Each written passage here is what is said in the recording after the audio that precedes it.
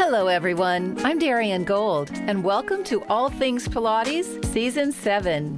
In this season, you'll hear inspiring stories about the healing power of Pilates and from teachers around the world who will share how they're helping to make Joseph Pilates' wish come true by bringing more attention to the gift he left us, Contrology, transforming bodies one studio and one country at a time.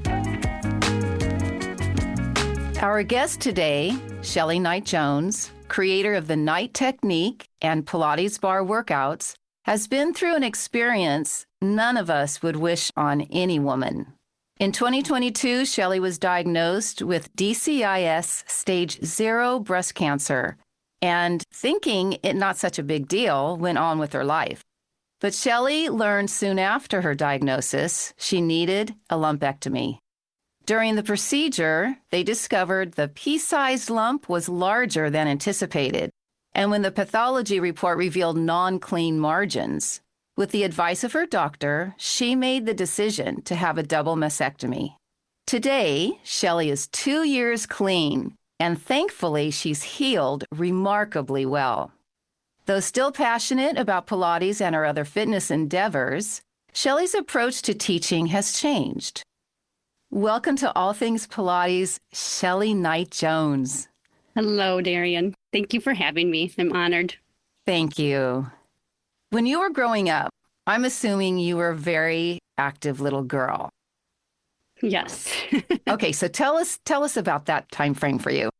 So I was always on the go, as my mom said, dancing at a very young age on coffee tables and putting on shows for my cousins and aunts and uncles and cartwheels down the grocery aisle. And God. Yeah. One of those. One of those. Yeah. And when I grew up, through college, I continued to dance. I was also a cheerleader, a diver, a gymnast. I dabbled in gymnastics, track and field athlete. I played a lot of different sports, and dance was always my one thing, though, that I really loved. And we went skiing one day. Well, how old are you at this point? I was actually in college, I believe, my last year of college, and I blew my knee out. And I'd been slightly introduced to Pilates before from dancing in college, but just the floor stuff. I didn't even know about the machines. And I blew my knee out, and your dancing career is pretty much done at that point, which was a bummer. And I found a local little studio that offered reformer classes. And I decided, I'm going to try this. I know Pilates, thinking I knew it, and went in, and it was wonderful. And on the second class, I raised my hand and was like, how can I be certified? This is my thing. And it just spoke to me and kind of continued my activeness, if you will. So you went to your first, what modern people would say, reformer class. Of course, Right. we know that is not the full picture. Exactly. But how did your knee respond? So at that time, it was better, but it was still achy. And I do recall after going through the training, being on the reformer and all the other apparatuses, wow, my knee I didn't even feel it anymore. And it's still, knock on wood, wonderful. So I credit the Pilates repertoire to that, hands down. And it was wonderful. It was great timing and everything. Amazing. Yeah.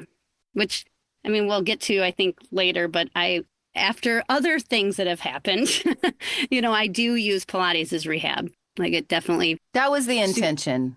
Yeah, exactly. So you're dancing your whole life, basically, until Pilates comes into your life. Mm-hmm. And then you go through this program. It was comprehensive. You went on most of the apparatus. Yes, it was the core dynamics. Now, this was in California because I was trying to think, how did we meet? How did you start working with me? Right. So the core dynamics was in Santa Fe, New Mexico with Michelle Larson. So I did the training with her. Then fast forward 5 some years, my position transferred me to LA. And my girlfriend there was like, you have to go see this instructor. She's the bee's knees of the West Coast, you know? And then I walked into your studio. Okay, so it was So, at Studio Darien in Hollywood. correct. Yes. And then I was hooked. And did you feel certain sensations or actions in your body you had not in the program that you went through? Correct. Because I remember we kind of discussed, tapped on this a little bit. Like I would learn different hand positions than the classical way, or different hands together or hands apart, you know, like little things like that. But the Gratz machine was a completely different feel than the balanced body machine. Like it was even more challenging. They haven't had the opportunity to work on both Yes. to then Yeah. distinguish for themselves. Can you say a little bit about that? Yeah. So the balanced body machine, I feel like is smoother in a way that you miss some of the end and beginning work. Kind of like it takes you through the exercise rather than like the Gratz, like you're in it in the middle, but there's still some play on each side of the beginning and the end of the exercise, if you will. And that was new to me. And that as a Where in your body was it new? mostly the core, you know, like mostly like, oh, I like that little, oh, I can go more, or oh, I have to go in a little bit more, you know, something to like really, which when you're experienced, those little challenges are exciting and they kind of spark some stuff in you. For sure. Let me ask you, in our pre-interview, you talked about this stage 0 diagnosis, which I think a lot of people don't know that Yeah. it exists. What's the difference between stage 0 and stage 1? Yeah. I didn't even realize stage 0 existed when I got the phone call. Like you said, I You went on, kind you of went on with your life.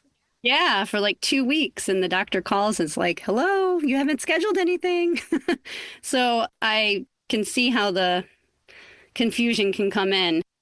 But stage 0 is the first representation of the earliest stage of abnormal cells. So it is basically mine was in the milk ducts. DCIS is ductal, and there's other kinds, but it's where it's contained inside the abnormal cell. It's not actually, as they called, spread into the other tissues or other, you know, areas of the breast. Still, with all that being considered, I opted for the lumpectomy, and then that's when they took out more of the tissue and found more of the abnormal cells, and then opted for the double mastectomy because then it was like I didn't really know what else was in there, you know? Now you made the decision, but your doctor, Yeah, she pushed for it. oh, she pushed for it. Yeah, I mean, she definitely was like, at first, the lumpectomy and radiation is the way to go because it's so small and so new. You know, it was like the earliest stage. So I thought, okay, like this is good. And then it was like, oh, this is bigger than what we think. So, What was going on in your mind and heart at this point? oh, it was a lot. It was a lot of fear. It's something that it's a club that you never want to join, you know, and you don't ever think it would happen to you. It was more of those thoughts like how I'm active, I'm healthy, I'm, you know, like how there's so many question marks in your head at the time that I feel like your team of doctors is really important. Like that's who you kind of can Could they answer this basic um question? Why me? yeah, no, they couldn't. They were like $1 million question, you know, like that's what everybody asks and they don't have the answers sometimes to ease that for you, you know, so it can just spiral in your head. So when your doctor helped you understand that it probably would be better to remove both breasts, hmm did you sit down with your husband or your mom or Yeah, actually both. And I mean, were they freaking out or were they really supportive and anchoring for you?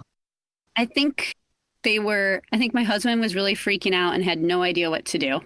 And my mom had unfortunately been through it. So she knew more of the anchoring, and you need to do it safest, hands down. That's Did she have a double mastectomy? good. Yeah, So it's genetic for you, I think so. but the Yeah, doctors didn't say. they did not say, because even when I did the genetic testing, I am negative. Oh my goodness. I know, which is a little scary. So they say, every like 7 to 10 years, I guess new genes are found. So they think maybe like if I keep testing, maybe they'll find that gene. I don't know. Yeah. So it's just about staying on top of the mammograms and staying on top of you manually, doing your own self exams. And that's kind of how they told me when I was younger to manage it. The mammogram changes, or do you still have to have them after you have? I don't know. So I now just do manual. And if anything appears to be like visually or sensationally or through the hands, if they feel anything, then I would go in for an MRI or an ultrasound, depending on where it's located. But I don't have to have mammograms anymore, which is lovely. Yeah. Yeah. Yeah. Yeah. So you're sitting at the table with your husband and your mom, and you probably already knew you were going to do it. I did in the back of my mind, but I really didn't want to because I knew it was a huge sacrifice of everything that's like what's going on in your life at the time. It's so much What was going on? your children's schedules, your children's well-being, like the husband's work, the flow of the life work balance in the home. It's just all like all of that's going to be disrupted. And you do kind of take it on and feel bad because it's all going to be different. And you were also teaching. Yeah, I had a studio. So it was like I'm on top of handling my own stuff. I was going to care for others and provide. And so there was a lot of mixed feelings and a lot of not knowing which direction to go at first. I kind of knew, though, that's where it was going. And then eventually, fate decided it for me. So it was, yeah, it was not an easy decision, though, for sure. Like a lot of people, I think, oh, if that ever happened, I would just get them removed. And it's like, but then when that comes to you, you're like, oh, like this is really a big deal. Yeah. Yes. It was Yes. challenging. Did your mom come and stay with you and take care of you? So unfortunately, she couldn't. My two sisters did, and my sisters, both of them helped out with the kids, and then my husband was my caretaker. But my mom was with my dad, who was unfortunately falling ill and did Mm. pass away after a month after my surgery. So she had to really, divide her attention, which was hard. So she's in Florida, and so being where it was not logistically, she wasn't capable of being here, which is hard. She was there, obviously, in spirit. Yes. A lot of conversations. Yes. Yeah. So, So you go in and you have this surgery. yeah. And did you have any psychological? Yeah. Trauma. Oh, no, no, no, no, no. Oh, yeah, for sure. No, no, no, no. I'm thinking, did you have any therapy first to sort of prepare you for this event? Yeah. Good question. So I did not have psychological, like emotional or mental therapy, like I didn't go down that path, which in hindsight now, I think it would be extremely beneficial to just lay the groundwork with somebody before you go through it. I did do pre-rehab. So I went into like a physical therapy facility and had this person work with me and see where I was before the surgery. And I said, I want you to get me back to this, like instead of starting from when you can't do something, like That's so smart. Did you just come to that realization? I did. Yeah. Thank you. Yeah. So he was great and he worked with me a lot. And then afterwards, he worked with me again. And I did do two physical therapists later down the road. One that was specialized in mastectomy recovery, because there are some things like hand, like manipulations that they do that the PT that I saw for the prehab wasn't qualified for, you know? So then I was kind of doing both of them at the same time, which was nice though. I mean, it did, I loosened a lot, probably the first, once you're cleared, once the doctors clear you, it's probably a good month, I'd say. And then you really start to feel like yourself again. Were you in a lot of pain? Yeah, I'm not gonna lie. The first couple days, it's only days, it's not weeks, you know. I mean, it's tender, but the first few days, Did you feel weird though? Did you feel weird, like something you feel like a heaviness. Like there's, you know, like there's a lot going on right there for some reason. And you are on pain meds, which do help get you through the pain. I slept a lot. It's amazing. The body really heals itself literally every day. Like I felt myself stronger, not stronger, but like, oh, that doesn't hurt today, but that really hurt yesterday. Or I think I could move my elbow away from my waist. You know, like there's a period where you can't even move your arms. Yeah, like I slept upright in a reclining chair for a month, maybe more, because getting up and down is really painful. And yeah, it's what we take for granted? I know. Yeah, exactly. I mean, I had a bit of like mom guilt from my kids helping me up and tucking me in, not the other way around, you know? Like I was the one being tucked in and helped out of bed. It was like, oh, wow. Definitely humbling. For sure. But the fact that you're so tuned into your body that you noticed small incremental changes Yeah. and improvements. Yeah. It's amazing. Really cool to like feel it. I mean, unfortunate, obviously, but it really does heal more every day. It's a beautiful thing that maybe we take for granted that our bodies are meant to be in what they say homeostasis and complete harmony, Totally. and that it wants to be healthy. Yeah, it wants to that state. Mm-hmm. Yeah, so even though you had this trauma, Yeah. it's going to work for you. Yeah, exactly. And I think like as Pilates instructors, we are mentally we're able to like go to different parts of our body at once. You know, like not a lot of people can do that. So that was I felt like Plus, that was a plus for you. yeah, And you could give more feedback to your doctors. completely. The trauma that you experienced, and I hear in your voice still exists, it's the PTSD component that is I know. hard to put, it's hard to explain. I say this firsthand from having, I went through this COVID experience. And for me, because I was infected in my studio by a client, Yeah. it took me over a year to be able to even walk to my door to Yeah. open it, to go into my studio. Because all of a sudden, certain symptoms would start to show up. Oh, wow. And Yeah. I don't know how you explain that to people who didn't go through it. I'm sure there's some similarities when people come back from war Right. and they hear a sound or a smell or Totally. someone says something a certain way and it triggers. Yeah.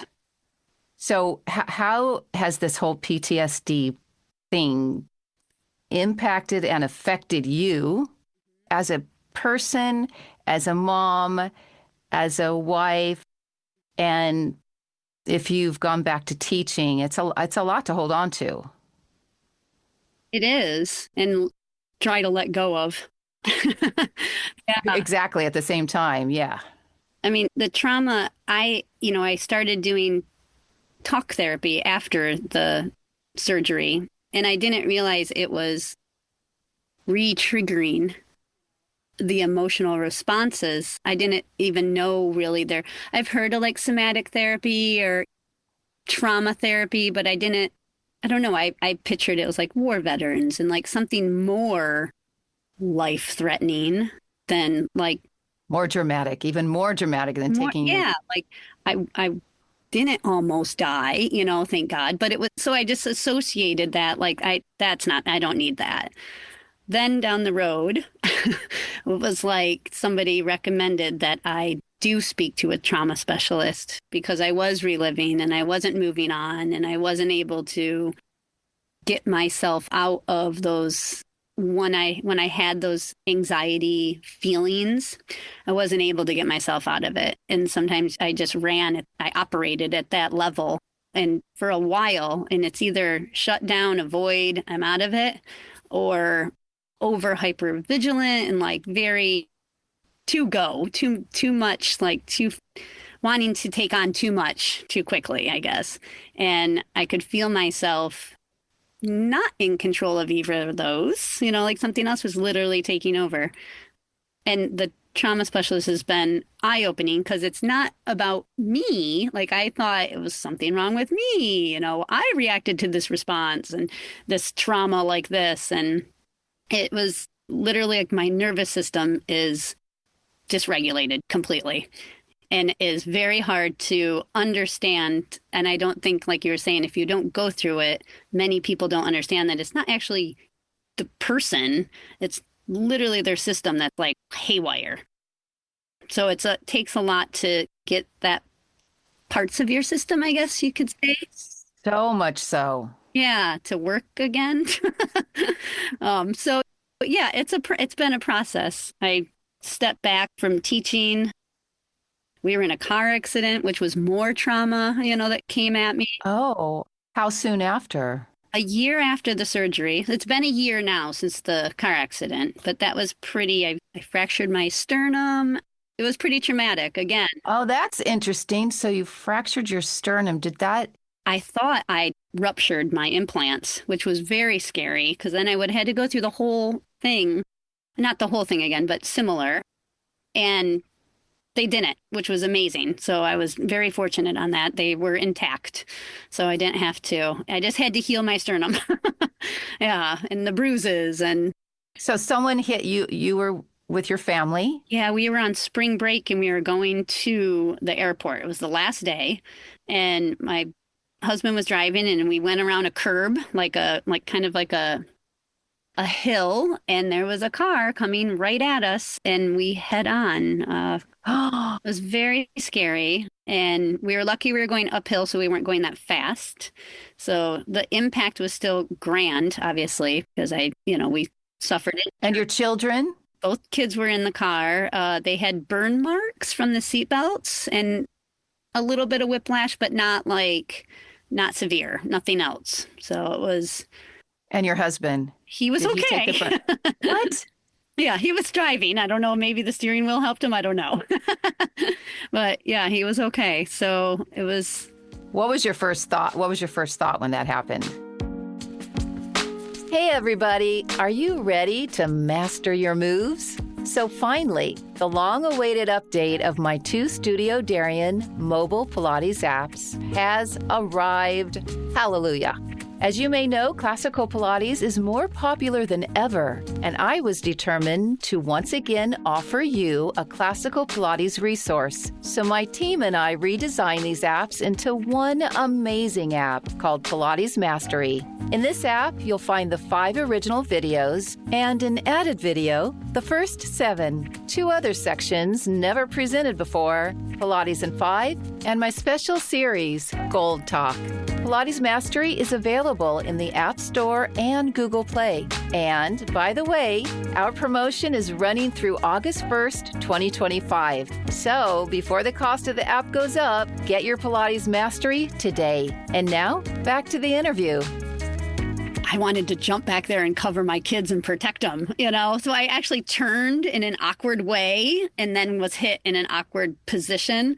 So I have some neck and shoulder stuff on the one side that was crushed.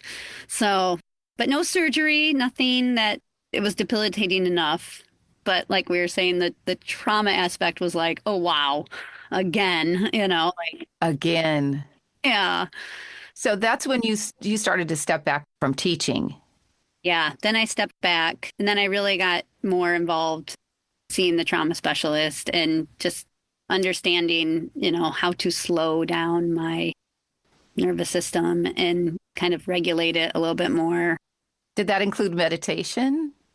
It does, but I'm I horrible know. at it. I'm I know so your bad. personality. I Yeah. know. And I mean, it's like I sit there, I'm like, I could be doing this, I could be doing that. I know. I need it.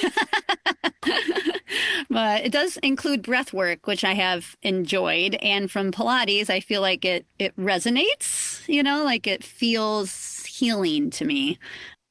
I'm not able to do it for very long periods of time. Like some people can do it 15, 20, 30 minutes, and I'm not there yet, but it's still helpful in calming me down a bit. So, especially like to go to sleep, just something so simple. It's really hard. So you did step away from teaching, but with your own healing, you have Yeah. brought certain exercises back in. Are there exercises maybe that you created or you know enough about how your body moves? Right. Some different exercises that seem like they would be fitting for someone who had a mastectomy or double? Yeah. So before the accident, after the rehabilitation and being kind of getting back into Pilates and everything, I decided to record and document my experience from the beginning stages of when I was first able to like do a little bit more movement. Like they kind of give you gradual steps, like do arm circles, but nothing else, Oh, now this week you can reach up to the top shelf. Oh, this week you can do both arms to the top shelf. So it was like a series of movements that progressed. And so I took that and kind of put it into I did like a 7-day guide, I call it, that is examples of me. Oh, you created a guide. Yes, I authored a guide that's like it's video, so you can see me actually doing the moves and me instructing, and it's just basic, but it progresses from the tiny, small range of motions into the bigger range of motions into very light weights, like just starting out adding resistance. That kind of came later though, and then the car accident, and then I fell back down. But So were you explaining in your videos, taking people through your process in real time? So you're saying, okay, this is month 3, and now I'm able to do this kind of movement. so I didn't include that exact footage. I just redid it. But I did record myself doing it. I mean, I could put that out, but it's not pretty. No, it's okay. But yeah, it's definitely the kind of the play by play, just in a more polished look. You have that on your website. I do. It's offered through my website. What's your website? It's the nighttechnique.com. So Night, Knight, my maiden name. And have you partnered with your doctors or even your therapists? Yeah, I haven't. Well, I'd say the closest in the medical field, like when you build a relationship with them, it's really the plastic surgeon. You see him or her, you see them for a while daily almost, and then weekly, and then monthly. And then so after the surgery, you really do establish a relationship. I mean, I have his personal cell. My husband has his personal cell number. Like we're very, like if anything goes wrong, he's like, call me instantly, and he responds. It's a nice support system. Yes. Yeah, which feels, yeah, wonderful. Some of the other doctors, I hope I never see. Oh, Yeah, okay. That's unfortunate. I know. Yeah. Maybe not every doctor is intuitively a healer No, at heart. exactly. Just that lack of attunement, sometimes not there. And Maybe it was there when they first left medical school and then life took a hold and right. things changed for them. Yeah, exactly. Who knows what they got going on? We probably all have little snippets of PTSD floating through our body, and we don't even, I mean, I know Yeah, mine, and so do right. you, but maybe everyone has trauma, Exactly.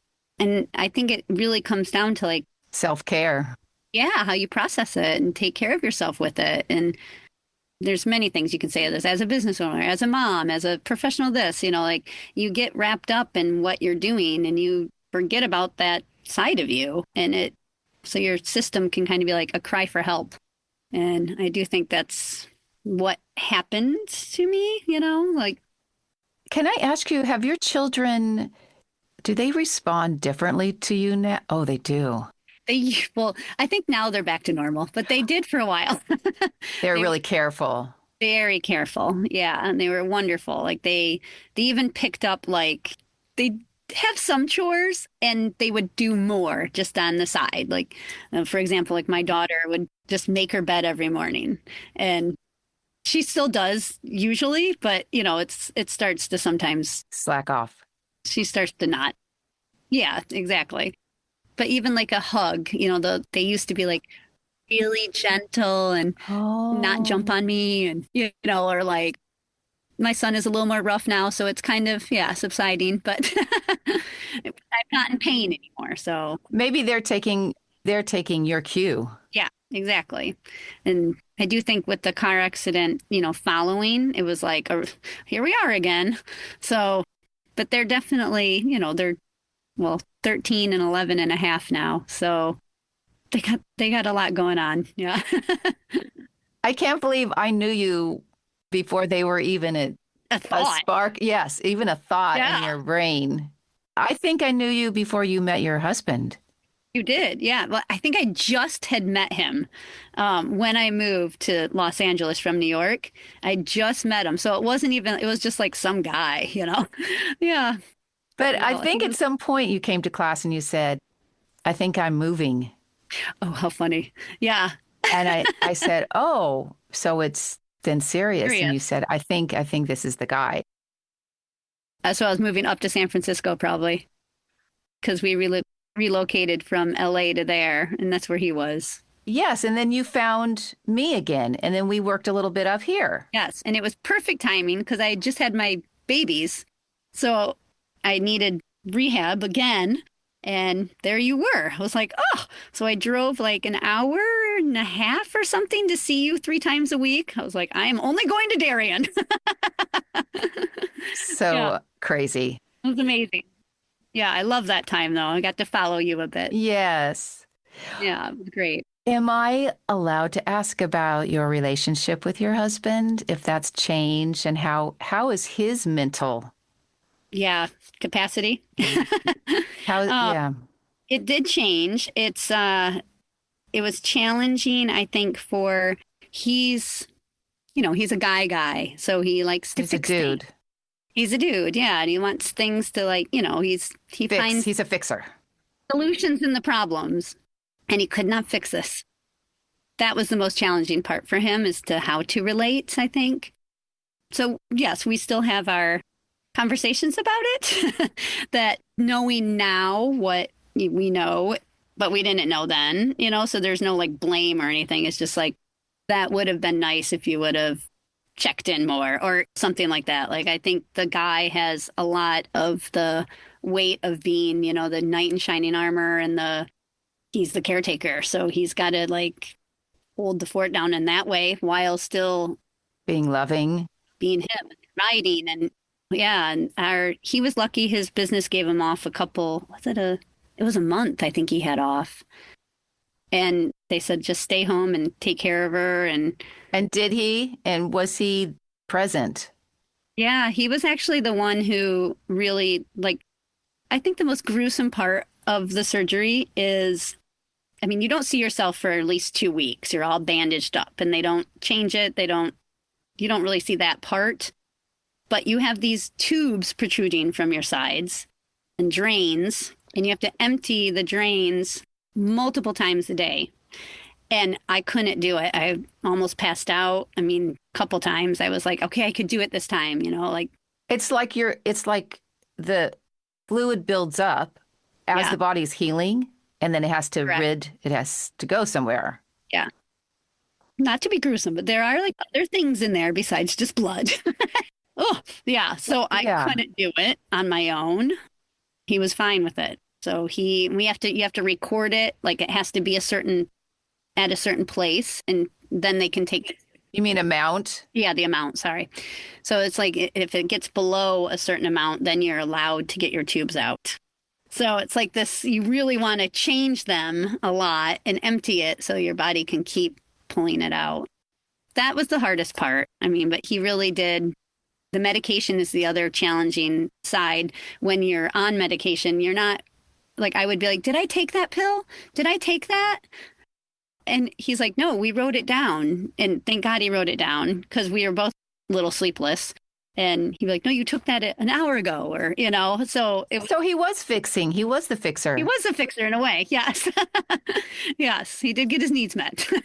Yes. Yeah. So it was a good team. And I do think this experience does kind of teach you that. Like the kids had to help out and get their own breakfast and certain things. Like, my sisters were here to take them places. Like they were in charge of them, which was Everyone had to step up because mom was healing. exactly like my jobs were, I couldn't do any of them. So it was great. It was. Does that mean your husband, perhaps through through your experience, has he learned things about himself maybe he didn't know? And if so, has that brought you closer? Completely, yes. I mean, it was very eye-opening because the person who's going through it sometimes it's frustrating at times when your healing is not going as linear as you'd like or as quickly as you'd like, or, there's a lot of meltdowns and it's exhausting, I'm sure, for him as well. So there was definitely moments where like we were each exhausted and I could see either him getting into the habit of, the avoid the guy thing, like the avoid, the go do something else, it's hard to pull him back in and like kind of just, you really had to be communicative and we aren't that way usually. So that was very eye-opening that, wow, we should do this more. It's like easier actually. So for him, it was a change. It's a new skill, Yeah, new skill for him. totally. He probably wasn't taught that, or it wasn't modeled for him. Exactly. Yeah. No, not at all. So that's been still a work in progress because there are still times that like now that we know what that feels like to have, it's nice. It's way easier. So And that affects your children because they watch how you two relate to each other. completely, 100%. I don't think a lot of well, I know some do, but I should just speak about me here, but we weren't really like, how does this emotionally affect you? Like we weren't really getting into the emotions with the kids yet because they weren't to that age either. Now we're entering teenage years, so it's a little bit more emotional, but that really opened that door, back then to be like, hey, how are you with this? Like, are you scared? And they were terrified I was going to die. And it was really good for the whole family to be on the same page and understand why my son's having a meltdown. Like, oh, he's probably really scared right now. Not just that he's having a fit. Yeah. It did teach us a lot in hindsight. I'm thinking that you as a mom, especially because your mom went through something similar, in the back of your mind, are you thinking about Stella? Totally. Yeah. And Yeah. that was one of her first questions as well, which is Oh. heartbreaking. I know. And I just had to reassure her, like, especially by then, there's going to be so much more advances that they will have what she needs, and they have what I need. Who knows by then? There's a lot of studies on DCIS that they don't even know if they're going to, I don't want to say continue it to be cancer, but it's such a different, I didn't even know there was different kinds of breast cancer. Like this whole experience has opened my eyes to, all that. And I didn't realize there was all these different kinds. And that one is the least invasive and the least, I guess, harmful. So there's discussion or research on it. And, who knows, they might not even do a mastectomy with DCIS one day. So I'm hoping that all kind of transpires for her day and age. Is there a test after she doesn't have her period yet, or does she? Doesn't. No. Oh, Yeah. oh boy. Yeah. I know. As her hormones start to change and Those are shift, starting. Yeah. is there a test? There's not, which is a bummer. I mean, she'll just have to do mammograms and that type of stuff. Probably, I mean, I feel like they do it younger now. When I was in college, I think it was like 30. And now I think it's down to 25 if you have family history that you start doing mammograms. Oh, So it'll just be about her doing her checkups regularly, which, who knows? Or genetic testing could advance, which would be great. And then, she would have more research for it to kind of figure out if it's present or not.